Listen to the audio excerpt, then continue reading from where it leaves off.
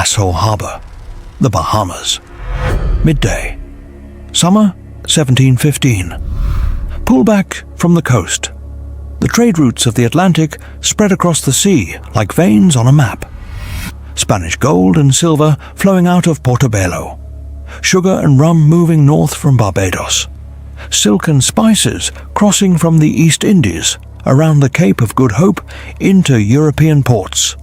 Now zoom to one point, off the coast of New Providence Island in the shallow turquoise water of the Bahamas. A wooden vessel sits at anchor. 30 cannons, 80 men, a black flag rippling in the wind, a captain who was elected by majority vote. That ship was four things at once. It was a war machine. It was a working business with written profit shares, salaried specialists, and disability compensation tables. It was a floating democracy that predated the American Constitution by more than 70 years. And it was a disease-ridden prison that killed more of its own crew than any battle ever did. This is how a pirate ship actually worked. Every system, every rule, every reality the movies left out. And it didn't run on the ships you've been told about. Not in any way. The Windward Passage between Cuba and Hispaniola. A morning in 1716. A merchant captain stands at the rail of a Bristol slave ship. He sees a small single-masted vessel low and fast in the water. He calculates. She will catch him before nightfall. Hollywood gave you the Spanish galleon. 3 towering decks, rows of cannons, billowing sails. Pirates almost never used them. A galleon needed 200 crew. Its top speed loaded was 4 knots. It was slow and vulnerable to anything faster. Pirates targeted galleons. They did not sail them. They actually preferred the sloop.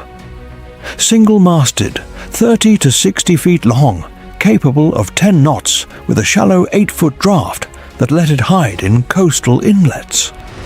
20 to 70 men, up to 15 cannons. Between 1716 and 1726, 48% of all recorded pirate attacks were carried out by sloops. The most prized were built in Bermuda, where the local cedar resisted the saltwater clam that ate through wooden hulls. Bigger pirates upgraded to the brigantine, 80 feet, 2 masts, 100 crewmen, 12 guns. Or the schooner, a faster 2-masted design that first appeared in the Boston Newsletter in 1717. Blackbeard's Queen Anne's Revenge was originally a French slave ship called La Concorde, taken near Martinique in November 1717, modified to carry 40 cannons and 300 men. Sam Bellamy's Whydah Gally was newer, built in London in 1715, captured in early 1717, refitted with 28 guns and 4.5 tons of stolen gold and silver. She wrecked off Cape Cod on April 26, 1717. Of 146 men aboard, 144 drowned. And once you knew what they sailed, you wanted to know who ran them. Hollywood got that wrong too. A pirate sloop anchored off the north coast of Tortuga. An evening in 1718. 80 men stand in a rough circle on the open deck. A vote is being called. The crew is deciding whether to attack a slow-moving Spanish merchant convoy spotted to the south, or wait for a richer target rumored to be passing through the Windward Passage in 2 weeks. Every man has one voice, including the cook, including the cabin boy, including the navigator, including the man currently swabbing the deck. This was not unusual. This was the system. A Golden Age pirate captain was not appointed by a king, a company, or any colonial governor. He was elected by a majority vote of his own crew. He could be removed by the same vote at any time. His absolute authority extended only to combat. Outside of battle, every major decision, targets, routes, supplies, leadership, went to the floor. The second power center on board was the quartermaster.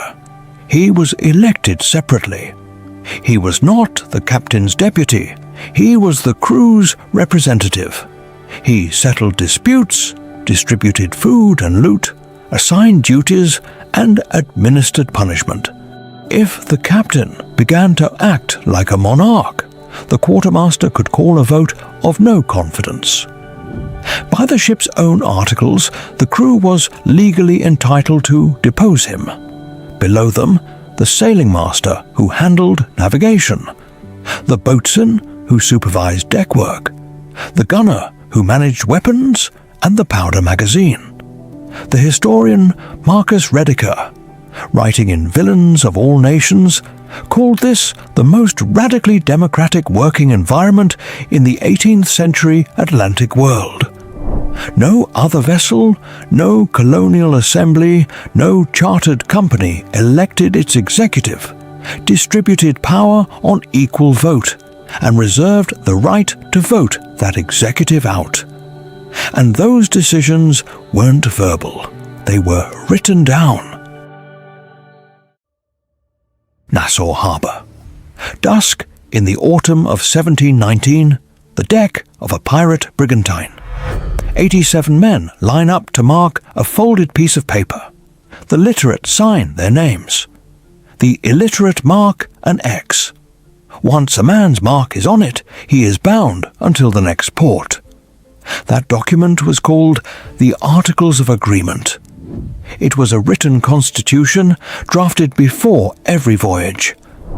The most complete set ever found, the Articles of Bartholomew Roberts, was recorded by Captain Charles Johnson in 1724.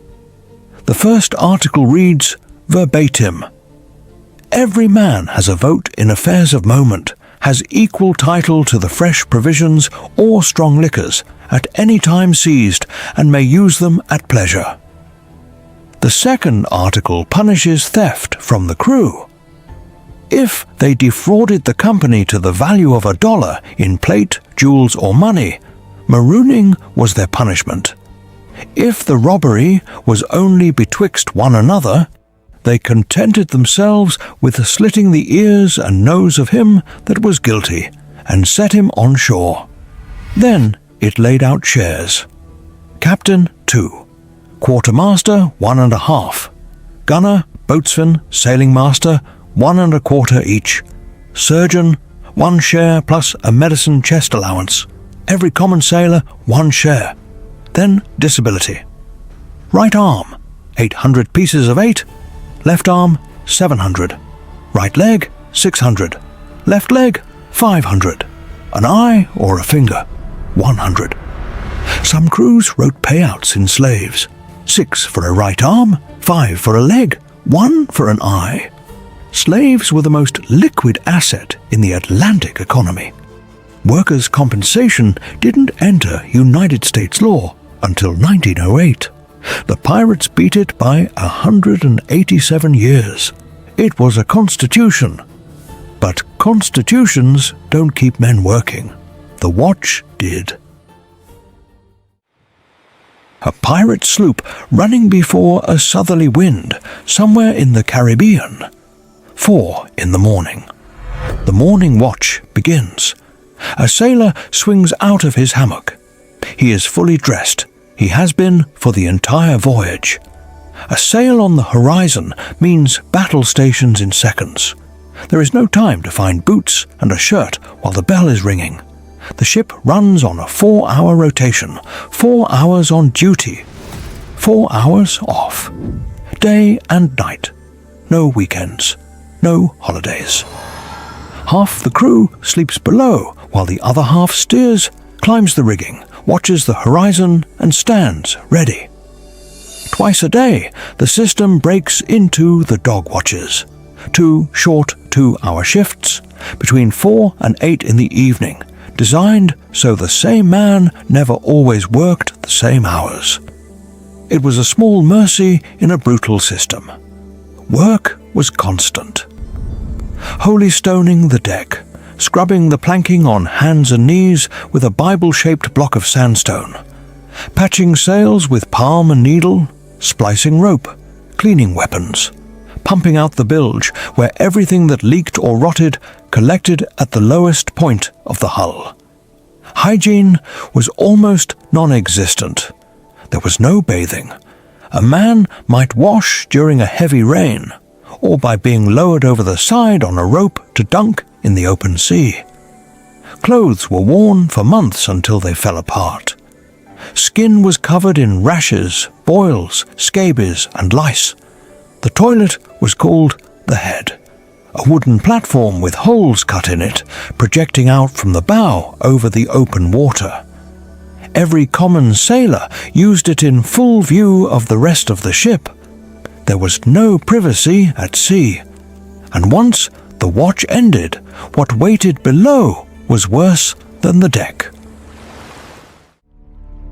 5 segments in: the elected captain, the signed constitution, the 800 pieces of 8 for a right arm, the 4-hour watch with no real sleep. Drop a comment. Which of those 4 surprised you the most? Because what's next is the part most history books skip. Below deck of a 120-foot pirate brigantine. Midnight. The off-watch crew sleeps. 200 men in a space less than 6 feet high. Hammocks slung between deck beams, men packed inches apart. Gun ports closed against night and surprise boarding. Heat, breath, sweat, and stench compress into a single trapped atmosphere. An anonymous sailor of the period later described such decks in a single word. He called them caverns. The hammock itself was a Caribbean invention. European sailors learned it from the Arawak and Taino people of the islands sometime in the 16th century. It saved space. It swayed with the ship. It was the most efficient sleeping arrangement ever devised at sea, and the most infested. Lice in every hammock, fleas in every blanket, cockroaches in every cask of biscuit, every barrel of salted meat, every fold of stored canvas. And the rats. Rats on a golden age pirate ship had lost their fear of human beings. Period accounts describe them gnawing the leather soles off boots while their owners slept, biting the fingers and ears of off-watch men in their hammocks. Their droppings fell to the lowest part of the hull and mixed with leaking seawater and rotting provisions into the foulest layer of the ship, the bilge. Some sailors refused to go below unless absolutely necessary. They slept on the open deck in any weather because the deck was preferable to what waited at the bottom of the stairs, and the food was worse than the sleeping quarters. The galley of a pirate sloop off the coast of Hispaniola. Morning, 1719. The cook lifts a hardtack biscuit out of a wooden crate. He bangs it on the table. Once, twice, 3 times. Weevils and maggots fall out. He hands the biscuit to a sailor who carries it onto the open deck. The light is bad. Bad enough that he won't have to look at what he is chewing. This was breakfast. Hardtack was the staple of every long voyage in the Atlantic world. Flour and water, baked 4 to 6 times to remove every trace of moisture. It could last months in a sealed cask. After a few weeks at sea, it was always infested. Lunch was salted beef or pork, preserved in heavy brine, usually rancid by the 2nd month. Cooks boiled it into stews and disguised the smell with onions and peppercorns when those were available. When they weren't, the men ate it anyway. When supplies ran low, crews chewed leather straps. They made thin soups from boiled animal bones. They fought over captured sea turtles kept alive on deck for weeks. Walking food storage. Water turned foul in wooden casks within days. To make it drinkable, they mixed it with rum into a drink called grog. Some crews added lime juice and sugar, accidentally fighting off scurvy decades before the cure was officially documented in 1747. Most pirate crews lived in a state of permanent mild intoxication. The grog took the edge off the fear, the pain, and the hardtack. It also increased the accidents. 2 million sailors died of scurvy between 1500 and 1800. More than naval battles. More than shipwrecks. And every man on board lived on this diet until the day a sail appeared on the horizon. The crow's nest of a pirate sloop. The Carolina coast. Midday, 1718.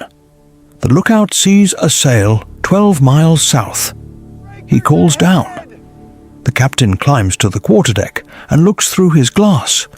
He calculates the wind, the merchant's heading, and his own ship's speed. He gives the order to chase. A pirate sloop was lighter than a loaded merchant ship and carried far less cargo. The chase would end. The only question was when. As they closed, the pirate captain ran a tactic the French called the ruse de guerre, the deception of war. He raised the flag of the merchant's own nation. The merchant captain held his course. At 100 yards, the trick ended. The false flag came down. The Jolly Roger went up. The gun ports opened.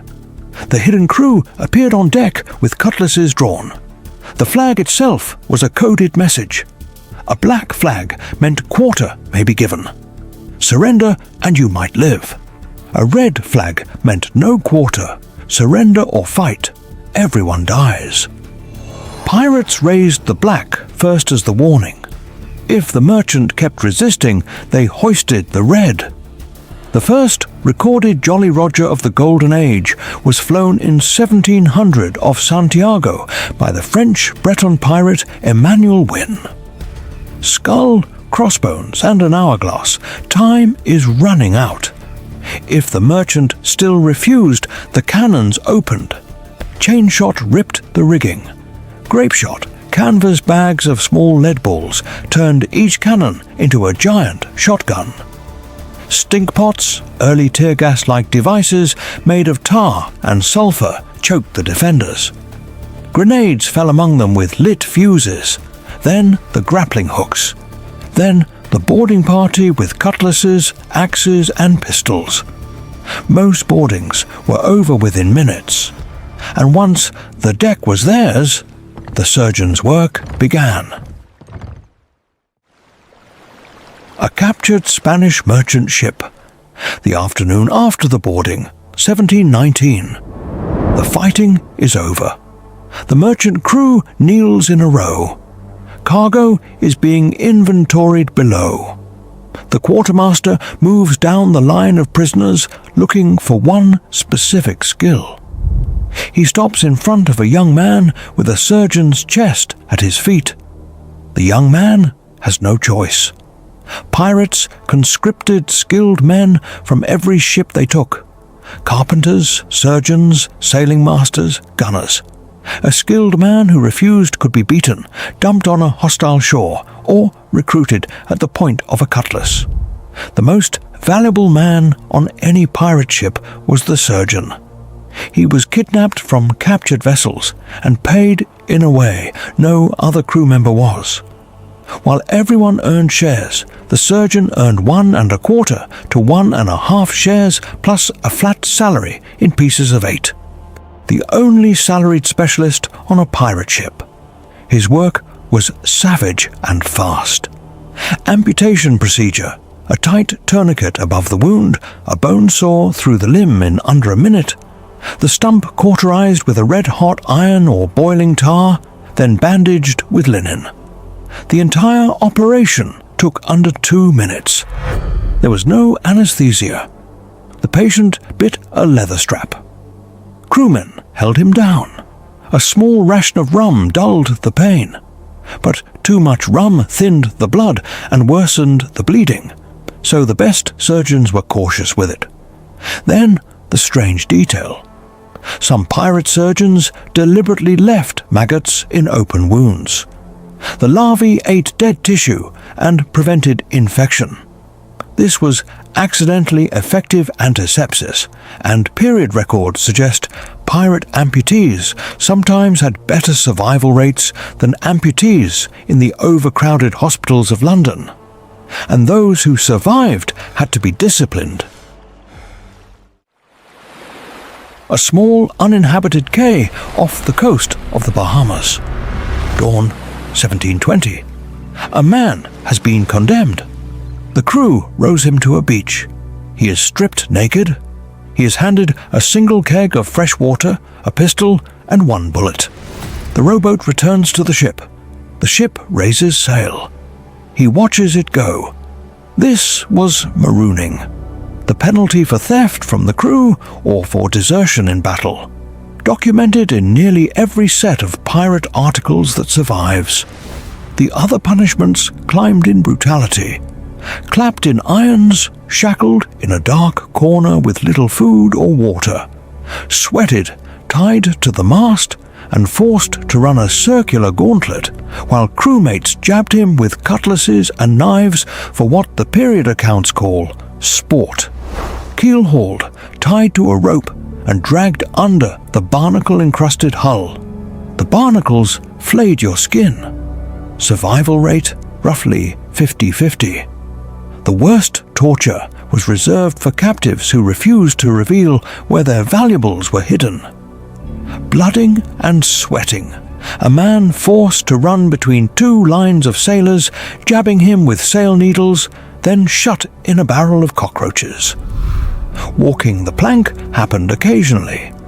Pirates preferred the slower methods. The average career of a Golden Age pirate lasted about 2 years. Henry Every escaped with £600,000 of Mughal treasure in 1695 and vanished from history. Most others died, drowned, captured, hanged, or eaten by disease before they could spend a shilling. 70 years before the American Constitution. On wooden ships anchored off Nassau, the pirates ran their own courts, their own books, their own surgeries, and their own executions. If you want more buried history, subscribe to Chronic Rebuilt. Every video pulls one name out of the dark.